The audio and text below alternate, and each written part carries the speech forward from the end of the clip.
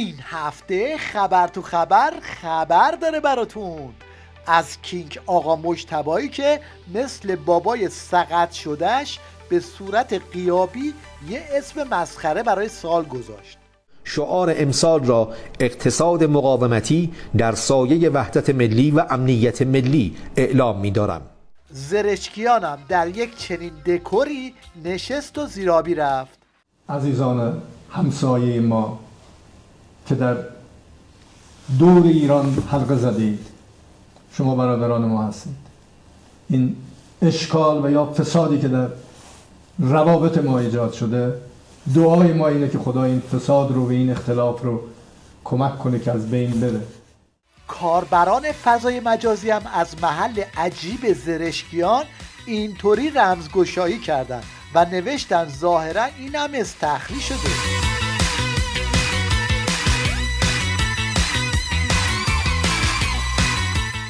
زرشکیان به میخ میزنه و این یکی کارگزارش توی وزارت خارجه میزنه به نعل و میگه اصلا راهی که با همسایه ها اومدیم اشتباه بوده. ما سرمایه گذاری که برای سیاست همسایگی کردیم متاسفانه به خاطر اینکه مورد غفلت همسایگانمون قرار گرفته لطمه خورده. ما باید حتما یک آسیب شناسی بکنیم و برگردیم ببینیم که کجای مسیر اشتباه رفتیم و باید همه این اتفاقات داره در شرایطی میفته که نظام ولایت به گفته امام جمعه های خامنه ای از همه جوانب زیر ضربه.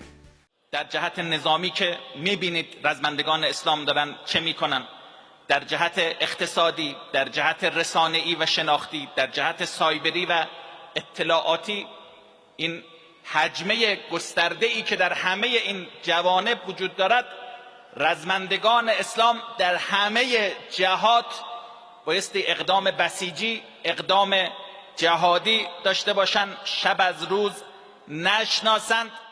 جلیلی هم بدون هیچ دلیلی از شک و تردیدی که تو دل بسیجی افتاده میگه او بله، او حتما از وحدت ملت ما ناراحته. امروز باید ملت ما وحدتش رو حفظ کنه. ممکنه او امروز بخواد با فریب در مردم ما تردید ایجاد کنه، در مسئولیت‌های ما، در بحث‌های ما مثلا ایجاد تردید کنه. اصلا ویژگی. حالا بشنوید از این خرس ولایت مدار که به بسیجی ها میگه بابا خامنه ای هم مرد دیگه نگران چی هستید؟ شما حمله کنن دیگه. الان بدون اینکه ما رو ببره زیده رهبرتون هم شهید کردن، این هم خسارت زدن. اینی که ما از دغدغه فصل 7 رفتن رو داشته باشیم الان این چیز عجیبی هست. خیلی ممنون. این یکی هم به بسیجی ها میگه مبادا خسته بشید، جنگ اصلا به نفع نظامه. لذا نباید از طولانی شدن جنگ خسته شد.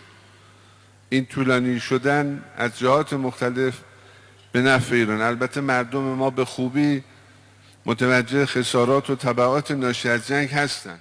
درست تو همین اوضاع و احوال این عکس تو فضای مجازی منتشر شد که میگن عکسی از شیخ فری جلوی در یک بانک در زوریخه.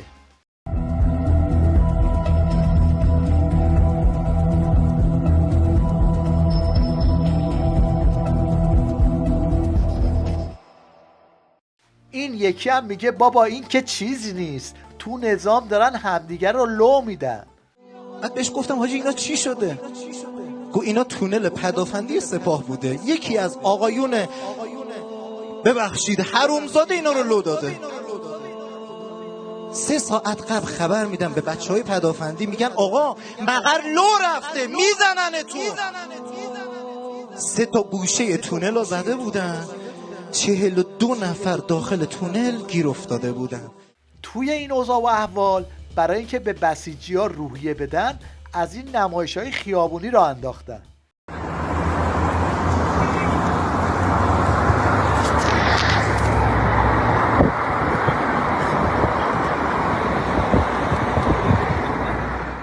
کارشناساشون هم طبق معمول مشغول پشت هم اندازی هن. شناورای هدایت پذیر رو سد، زیر سد، مین، کروز، 1000 تا چیز داریم، مین های جهنده، هر چی دلت بخواد ما داریم که اصلا کشتی ها یک دونش هم جرأت نمیکنن. اینا دوست دارن اصلا این بابا بیاد قتل عام میشه اینجا. به شما قول میدم. ببین مثل اون جزیره ژاپنی. آره ببین کی دارم اینستاگرام هم بهش گفته قول میدم. از عصای موسی که افعی میشه چنان اینا رو میبلعه، انقدر اسیر رو کشته خواهند داد، آبروشون خواهند رفت. موقع برگشتن ببین شما چقدر هواگردا و بقیهش غرق بشه، یک ویتنامی براشون اینجا ساخته بشه. بابا نکشین گند مزخرفات، اینا قاطی داره. ده اینا رو میکشی بعد میشینی هزیون میگی پاشو بری یا بزن دست صورته، پاشو من فردا میبرم کم ترک کنی، پاشو. خبر تو خبر. مشنگستان این هفته رو با آخرین دست و پا زدن‌های کارشناسای نظام در زمینه دجالگری شروع می‌کنیم. آخه من میخوام بگم کسایی هم که امروز تو خیابون هستن هم منتقد جمهوری اسلامی هستن تو خیلی جا. یعنی از اقتصاد گلایه دارن، از فرهنگ گلایه دارن، نه. این هم تصویری از یک موشک مشنگ تو نظام که نرفته برگشت. Gitti Amerika qalbini ya. Bura gitti xərci. Düşdü. Bura qalb çıxır. Ya Əbəlfət. Ya Əbəlfət. Ya Əbəlfət. Düşdü ora. Ora qaldı.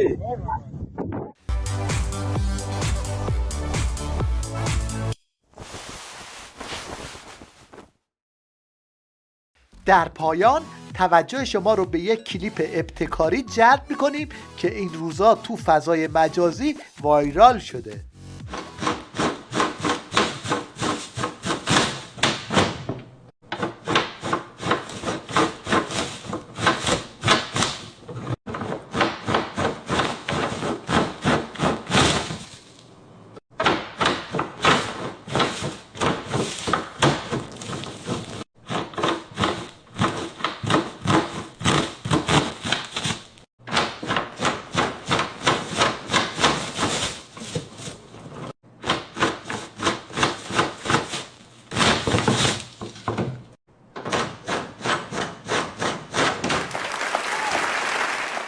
خبر تو خبر داره براتون از آخرین روزای نظام درب و داغون، خبرهای داغ از یه نظام اوراق که آقا مجتبی هم نشسته روی اجاق. خبر تو